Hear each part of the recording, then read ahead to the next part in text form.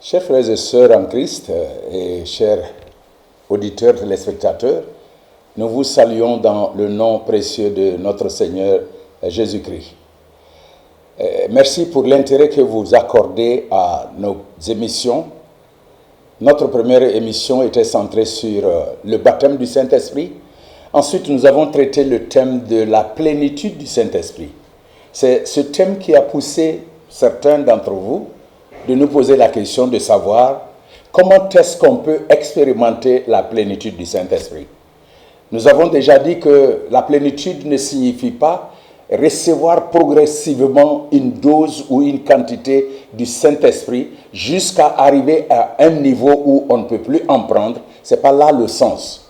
La plénitude, c'est laisser le Saint-Esprit diriger ta vie, que je laisse l'Esprit diriger ma vie. Un petit rappel, d'abord la plénitude du Saint-Esprit, c'est un commandement. Dans Éphésiens chapitre 5, au verset 18, nous lisons « Ne vous enivrez pas de vin, c'est la débauche, mais soyez au contraire remplis du Saint-Esprit. Laissez le Saint-Esprit vous remplir. » Donc c'est un commandement. Deuxièmement, l'obéissance à ce commandement, ou la non-obéissance à ce commandement, fait qu'il n'y a que deux groupes de chrétiens. D'abord, ceux-là qui obéissent à ce commandement et qui se laissent diriger par le Saint-Esprit, eux, ils sont en Christ Jésus. Ils demeurent en Christ Jésus. Jean chapitre 15, versets 4 à 5. Ceux qui demeurent en moi vont porter beaucoup de fruits. Et Jésus même nous dit que sans lui, nous ne pouvons rien faire. Donc ceux qui obéissent au commandement de la plénitude de l'Esprit, ils demeurent en Christ Jésus. Ce sont des gens qui marchent dans la lumière. 1 Jean chapitre 1, verset 7. Comme le Père est dans la lumière, le Fils est dans la lumière, ceux-là qui obéissent à ce commandement de se laisser obéir, laisser remplir par le Saint-Esprit, ils marchent à la lumière. Ce sont des gens qui marchent dans la nouveauté des vies. Romains chapitre 6, verset 4. Et ce sont des gens, en fait, qui marchent par la puissance du Saint-Esprit. En d'autres termes, ils se laissent conduire par le Saint-Esprit. Romains chapitre 8, verset 14. Galates chapitre 5, verset 16.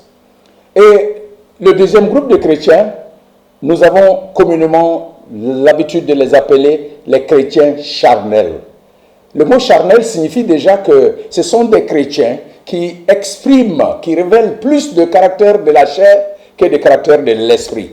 Rappelons-nous que nous avons dit que quand on est rempli de l'Esprit Saint, nous manifestons les caractères de Dieu.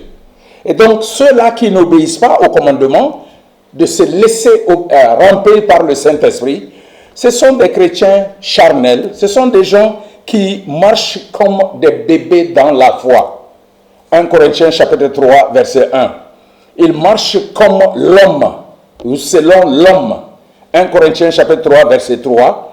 Ils marchent comme les gens de ce monde, car ils ont beaucoup de caractères qui reflètent le monde plutôt que l'esprit. 1 Corinthiens chapitre 3, verset 2 et 3. Alors, revenons à notre question.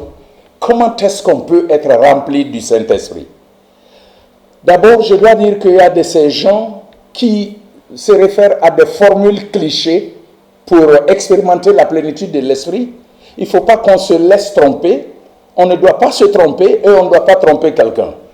Car tu vas lire des documents qui vont te dire que pour être rempli du Saint-Esprit, d'abord, ils vont te dire que la plénitude de l'Esprit, c'est la volonté de Dieu. Ça, c'est vrai.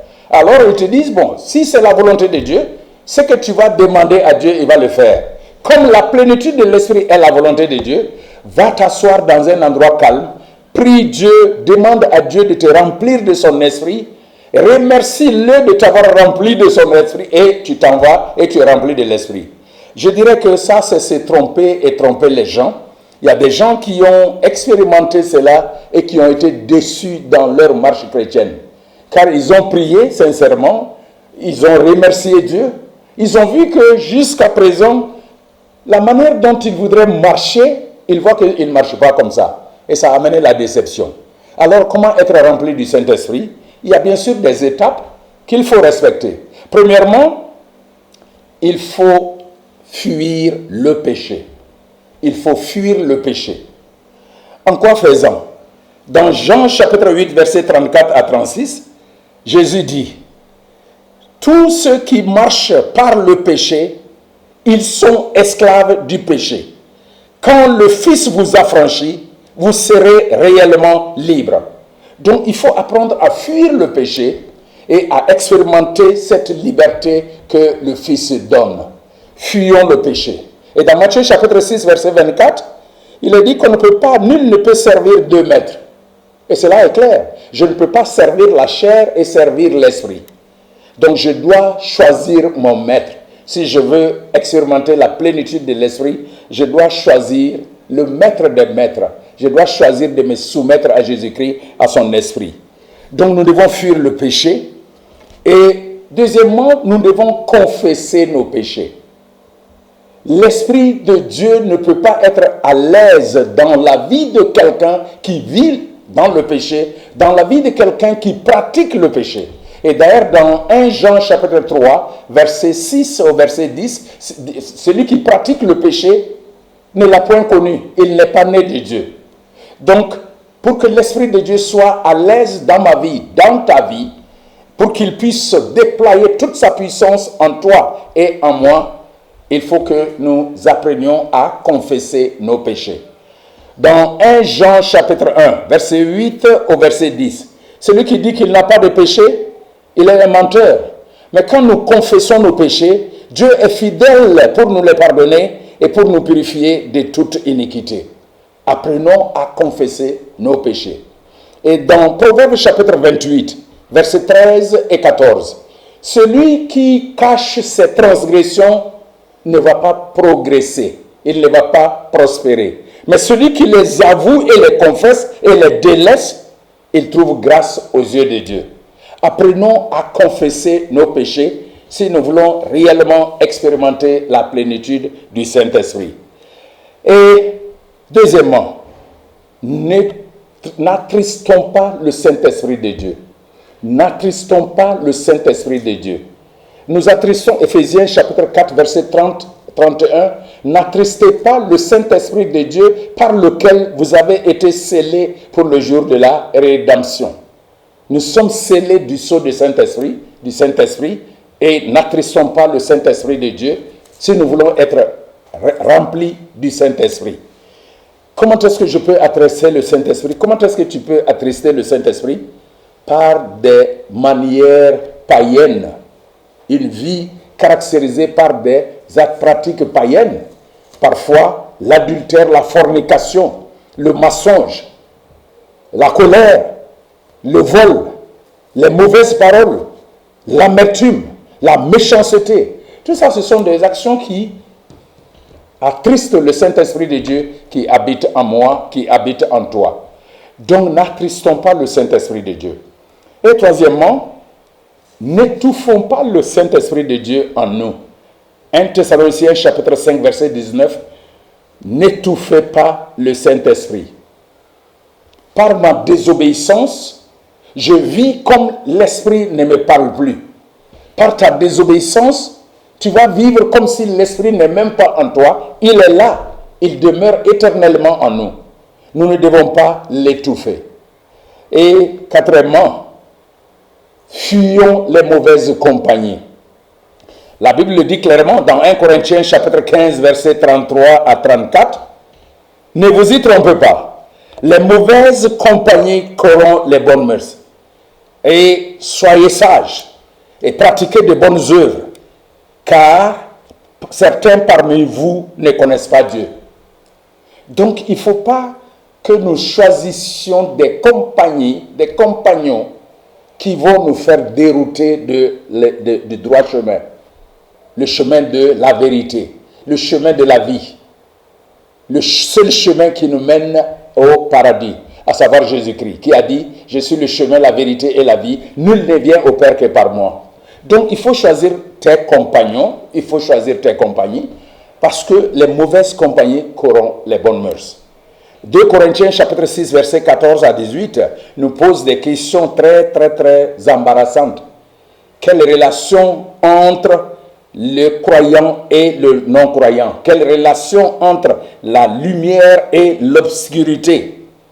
Nous sommes le temple du Saint-Esprit.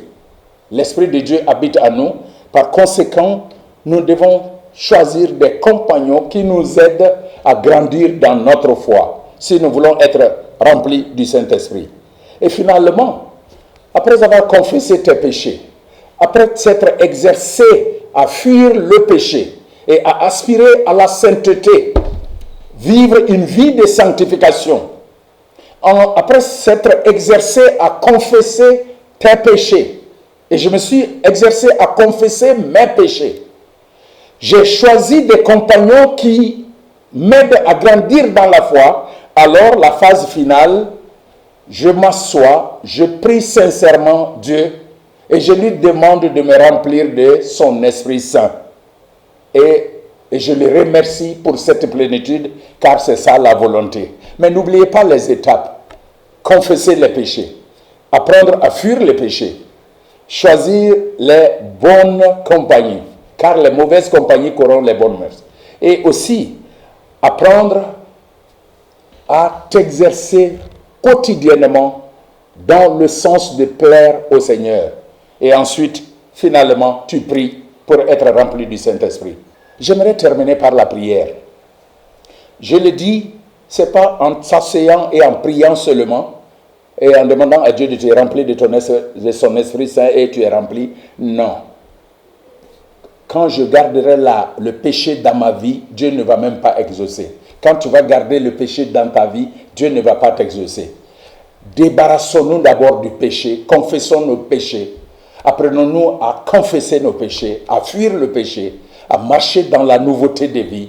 Aspirons à cela, aspirons à la piété et exerçons-nous à la piété. Et alors, en priant Dieu de nous remplir de son esprit, il va le faire.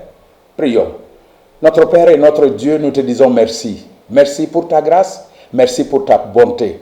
Seigneur, ta volonté est que chaque croyant, chaque chrétien soit rempli du Saint-Esprit pour manifester des caractères dignes de chrétiens, des caractères dignes d'enfants de Dieu, des caractères dignes d'enfants de lumière. Seigneur, aide-nous à cela et surtout aide-nous à confesser n'importe quel péché que nous allons avoir dans notre vie. Aide-nous à ne pas tolérer le péché dans notre vie. Seigneur, gloire à toi. Nous nous remettons entre tes mains. Au nom de Jésus. Amen.